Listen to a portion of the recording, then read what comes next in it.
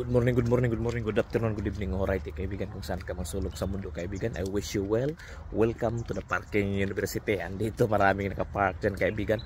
Ang nakaganda nitong Parking University, kaibigan, is kahit saan to, basta mayroong parking, mayroon tayong classroom, kaibigan. Alright, yung topic natin ngayon, kaibigan, itong sinabi ni Joe Dispenza na yung personality daw natin, kaibigan, yung personalidad. Kung ano yung personalidad natin, kaibigan, yun yung nagiging reality natin. That means na kung ano yung personality natin, yun din yung na-experience natin sa buhay. Yun din yung nangyayari or kalagayan natin sa buhay ngayon. So kung i-assess natin ano yung kalagayan natin sa buhay, okay? So that's because of our personality daw, kaibigan. Wow! It's very good knowledge to, kaibigan. Hindi natin ito natutunan many years sa pag-aaral, kaibigan. Dito lang to sa Parking University, law of the universe. Okay, so I'm not sure, kaibigan, sa nag-aaral ka, swerte ka kung na-discuss to or na ano to sa school na gaano ka-importante yung personality natin. So na dinibilap yung personality natin sa school, it doesn't mean na pinabayaan tayo, but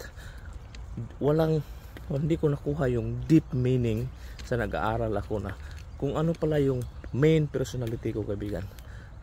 Paano ako mag-respond paano ako mag-react, paano ako mag-communicate, paano ako mag-isip, paano ako yun pala yung magiging realidad ko. So kung ano daw yung status mo ngayon sa buhay, kung ano mo yung ano mo ngayon is just because of your personality. Wow! Okay, ganito daw yan, kaibigan. Sabi ni Joe Dispenza, ang majority sa thoughts natin, sa pag-iisip natin, 90% plus sa thoughts natin, kaibigan, is repetitive. Okay, so pabalik-balik lang yung, kaibigan. So anything na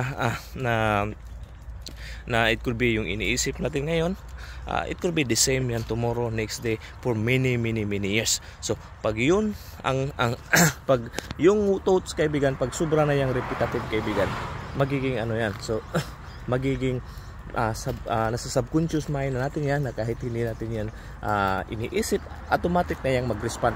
So magiging habit natin yan, so magiging habit natin, so magiging personality natin, kaibigan. So yun, kaya kung ano yung nasa dominant thoughts natin na palaging iniisip natin, na kahit hindi na natin siya iniisip, nag-iisip na lang siya, yun na yung habit, kaibigan. So and that habit will become our reality. So wow, di ba? So ang kung tayo daw ay anong tawag dito, kung tayo ay mag-isip ng different, or hindi na tayo mag-isip ng or do the things that we done before, kaibigan, yun na yung magsimula yung change. Wow, balikan natin. So kung tayo ay hindi na nag-isip ng the same thoughts, kung tayo ay hindi na naggumagawa ng the same gawain, kung tayo ay nag-deep toast tayo doon sa uncertain unknown, kung tayo ay nagre-risk, that means hindi na yun, ibang thoughts na yun, kaibigan. So different frequency na yung pinuntahan natin. So dun nagsimula daw yung change, kaibigan. Wow. So that means ang matutunan natin na lesson dito na sinabi ni Joe Dispenza is, kung gusto tayong may magbago sa buhay natin, kaibigan, i-evaluate daw natin ano ba yung personalidad natin. Paano tayo mag-respond kung mayroong mga circumstances, events, failure, or mga pagsubok, or anything. Kasi wala daw tao na hindi maka-experience nito, kaibigan. Walang tao na hindi maka-experience ng failure, maka-experience ng anything na hindi maganda, kasi same tayo na human being. But ang difference lang, kaibigan, sa successful at sa failure is yung successful, kaibigan, paano sila mag-respond, paano sila, instead na mag-react sila, conscious sila na, ito pala, medyo hindi maganda yung emosyon ko nito.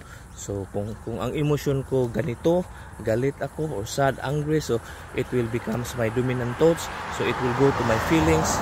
So your thinking go to your feelings, kaibigan, and it will go to your words, and it will go to your action, and it will become your if that's keep repeating and repeating the same feelings, the same action, kaibigan, it's become your habit and it become your personality. Wow kaibigan. So that's why mag-aware, kung tayo ngayon is aware na tayo na, wow, if I change my personality, if I change the way I think, if I don't do the things na ginawa ko before, yung past, kalimutan ko yung past, kaibigan. Kasi minsan tayo daw parang nakagapos or nakakulong tayo sa past natin.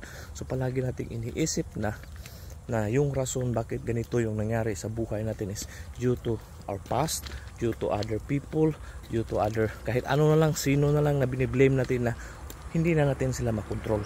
Okay, hindi natin makontrol yung past, kaibigan, at saka yung ibang tao hindi natin makontrol. Ang pwede lang natin makontrol, kaibigan, is yung sarili natin. Okay, makontrol natin kung paano tayo mag-isip, kung paano tayo mag-respond sa mga sitwasyon. So ang naka-good thing, kaibigan, is ang personality ng isang tao, kaibigan, is hindi tayo pinanganak na yung personality natin forever na yung ganyan. Okay, hanggang mamatay yung isang tao, ganyan na yung personality niya. Hindi yan, kaibigan. So ang tao can change anytime, anytime sa gusto niya, kaibigan. It could go to different direction. You could think different thinking. You could respond different respond. You could choose different choices, kaibigan. So yun yung naka-good thing sa human being, kaibigan, kasi hindi tayo tuyad ng mga hayop, animals, isda na wala silang choice minsan. So human being tayo, kaibigan. So that's the power of the human being, kaibigan, na wow. So hopefully may natutunan tayo ngayon na yung personalidad pala natin is what our personality is magiging